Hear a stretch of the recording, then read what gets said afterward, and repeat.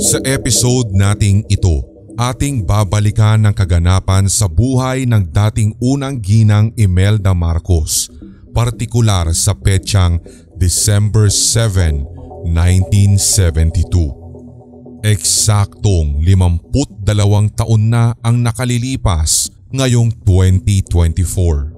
Maaaring isa ka sa mga nakapanood nito ng live sa telebisyon o kaya'y maaaring binabalik-balikan mo ang mga archival footages para sa tulad nating wala pa sa mundong ibabaw na mga panahong maganap ang tangkang pagpaslang sa dating unang ginang habang nag-aabot ng mga premyo para sa National Beautification and Cleanliness Contest sa isang open-air event sa Nayong Pilipino sa Pasay City. Ang kaganapang ito ay isa sa ikangay maituturing na highlight sa panahon ng martial law na sa kabila ng mahigpit na seguridad ay nakalusot ang isang Carlito Di Mahilig. Kung babalikan ang mga kuhang videos at larawan, makikitang nakatago sa kaliwang sleeve ng kanyang suot na coat ang bolo na iwinasiwas niya sa dating unang ginang. Hindi lamang isa kundi 2 beses pang iniunday sa pagbabakasakaling mapuruhan si Imelda. Bagamat naging mapait na memorya, nagawa pang gawing biro ng dating unang ginang ang nangyari sa kanya sa pagsabing ugly weapon ang ginamit ni Di Mahilig. Mas mainam paa niya kung ito ay kanya pang nilagyan ng yellow ribbon. Isinugod sa Makati Medical Center si Ginang Marcos gamit ang helikopter makaraan ng insidente. Kung tatanungin, nasaan na si Carlito Di Mahilig?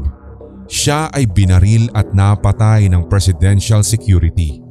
Kung babalikan ang naisulat sa diary ni ex-President Marcos Sr., 3 bala ang tumapos sa buhay ni Di Mahilig at nanggaling ang 2 sa isang technical sergeant ng Philippine Army, subalit hindi anya napuruhan. Mapapatunayan ito sapagkat akma pang ang tumayo si Di Mahilig at dala pa rin ang bolo, habang ang ikalawa at huli ay galing na sa isang police officer 2 na siyang umasinta sa ulo nito. Sa saliksik ng Team Haunted History, sinasabing nakadetalye sa diary ng dating Pangulong Ferdinand Marcos Sr. ang kaganapan ng hapong iyon at yan ang ating susuriin at lalakbayin sa videong ito.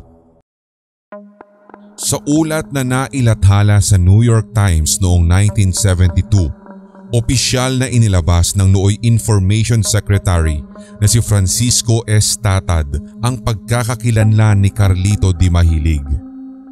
Tinawag pa umanong shy geodetic engineer ang 27 anyos na si Di Mahilig na tubong Batangas. Makaraan ang isang araw ng pag-atake, nakalabas na rin ng ospital ang unang ginang, baon ang 75 stitches mula sa stab wounds sa kanyang kamay at braso. Ayon sa panayam ni Tatad, naniniwala siyang hindi sadya kay Ginang Marcos ang tangkang pagpaslang, pagkus ay para umano ito sa dating Pangulong Marcos Sr. Subalit ng pagkakataon na iyon ay hindi ito dumalo sa naturang pagtitipon. Ang pinakadahilan kung bakit wala roon ang dating Pangulong Marcos ay nakadetalye sa kanyang diary. Inihayag nito ang labis na pagkadismaya at pagkabigla sa nangyari at sinabing isa itong bangungot na mananatili sa kanilang puso at isipan.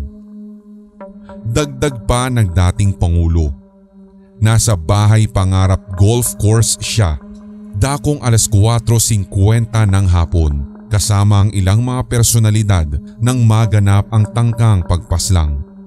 Hindi na natuloy ang sanay paglalaro ng golf ng dating Pangulo nang bigla umanong nagtakbuhan ang isang nagngangalang Fortuna at ang kanyang mga anak.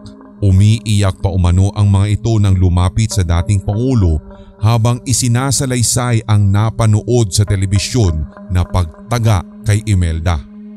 Agad na ipinag-utos ni Marcos Sr. ang pag-isolate sa lugar at arestuhin agad ang mga sangkot sa tangkang pagpaslang. Suot pa rin ang golf shoes. Agad silang nagtungo ng kanyang security sa armored car nito at sumugod agad-agad sa Makati Medical Center. Nang makalusot sa trapiko, nadatnan umano ni Marcos Sr. na nasa operating room na ang asawa. 10 minuto na umano ang lumilipas sa isinasagawang operasyon dito.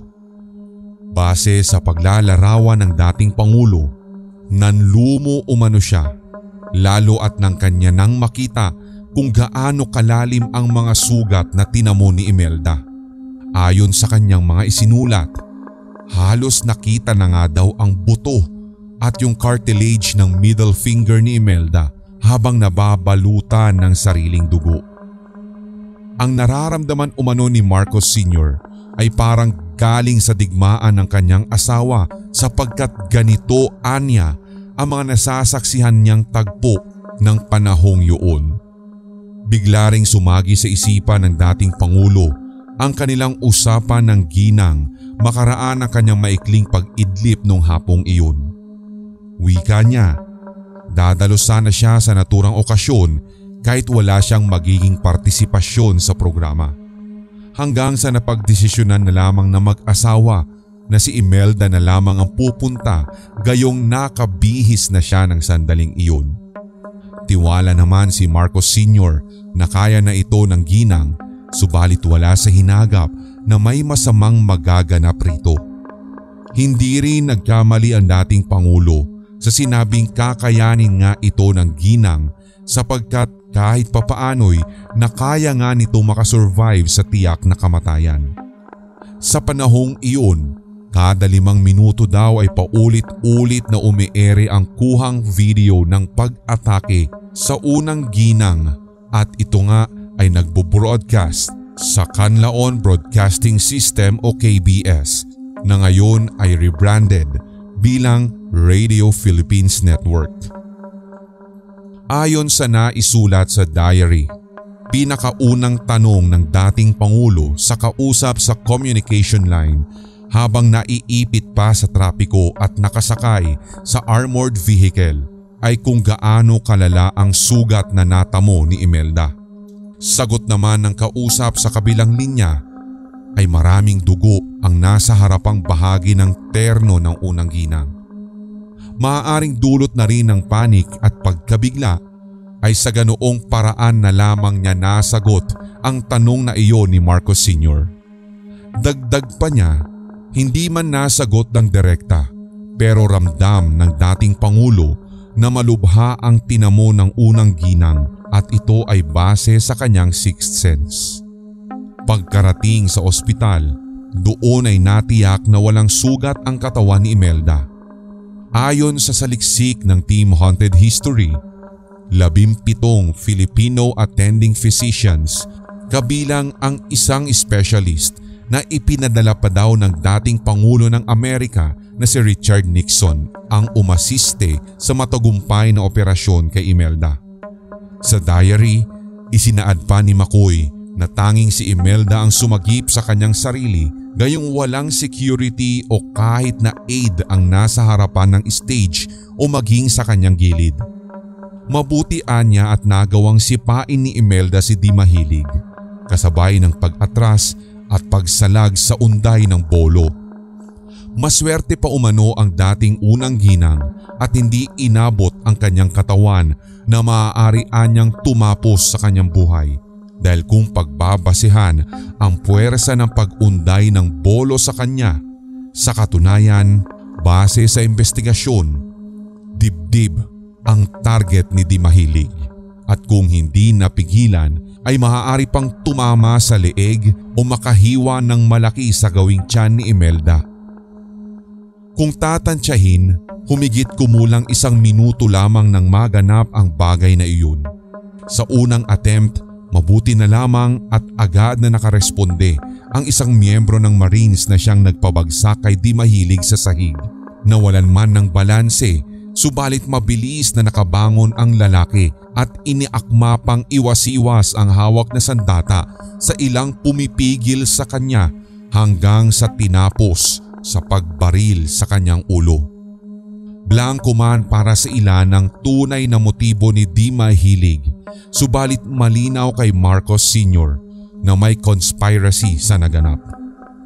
Ilang kritiko ng Pangulo sa panahon ng martial law ang naniniwala na ginawa ito ni Di Mahilig upang makakuha ng simpatya sa taong bayan at matawag ang atensyon ng dating Pangulong Marcos ukol sa ipinatupad na martial law. Ang anyay attempt sa pagpaslang ay maaaring bahagi ng mas malaki pang plano sa pagpatay sa first couple. Sa isang artikulong nasa liksik ng ating team, sinasabing ito ang nagbunsod upang ibaba ni Marcos ang utos sa pag-aresto sa ilang key individuals na nasa likod ng ika niya ay right-wing conspiracy plot. Kaya sa panahon ng martial law, inaresto sina Sergio Osmeña III at Eugenio Lopez Jr. Para sa dating unang ginang, itinuturing umano niyang second lease on life ang naiwasang kamatayan. Sa librong Imelda, Steel Butterfly of the Philippines na akda ng Amerikanong reporter na si Catherine Ellison, inamin ng dating unang ginang na matapos ang attempt sa kanyang buhay at maski na nga nakarecover na'y idinadaing nito na halos hindi niya magamit ang kanang kamay ng ilang taon. At inyong natunghayan ang ating pagbabalik tanaw sa tangkang pagpaslang sa dating unang ginang Imelda Marcos at sa ikangay pinakamotibo ni Carlito Di Mahilig upang ito ay isakatuparan. Sa panahon kung kailan hawak ng dating Pangulong Ferdinand Marcos Sr. ang buong bansa sa pamamagitan ng martial law. Kung nagustuhan mo ang episode na ito, maaari kang mag-iwan ng komento, mga dagdag na detalye na hindi nabanggit sa episode o kaya naman ay mga topic suggestion sa mga nais ninyong ma-feature sa mga next uploads. Huwag rin kalimutang pindutin ang subscribe button at ang notification bell para sa mga susunod pang Hilakbot Haunted History. Ako po si Red, ang boses sa Hilakbot Pinoy Horror Stories, Pulang Likido Animated Horror Stories, Sindak Short Stories at Red Diaries Tagalog Love Stories. Hanggang sa muli.